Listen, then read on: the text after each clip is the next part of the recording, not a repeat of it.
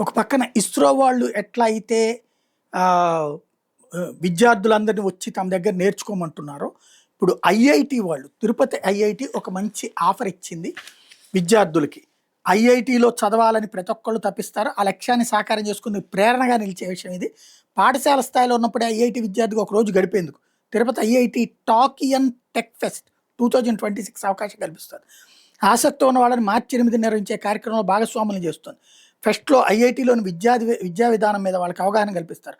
హ్యాకథాన్‌లు, సాంకేతిక పోటీలు నిర్వహించి విద్యార్థులను ప్రోత్సహిస్తారు.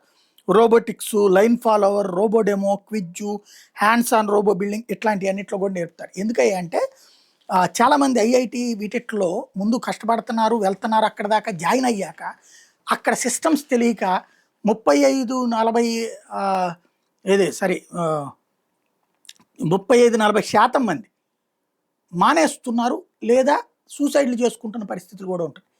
అదే విద్యార్థి దశ నుంచి ఇట్లుంటది అని ప్రిపేర్ అయితే అది ఇష్టపడినోళ్ళే దానికెళ్తారు. వద్దనుకున్నోళ్ళు వేరే దానికెళ్తారు. అందుకని ఈ ఆలోచన చేస్తున్నారు. మంచి ఆలోచన.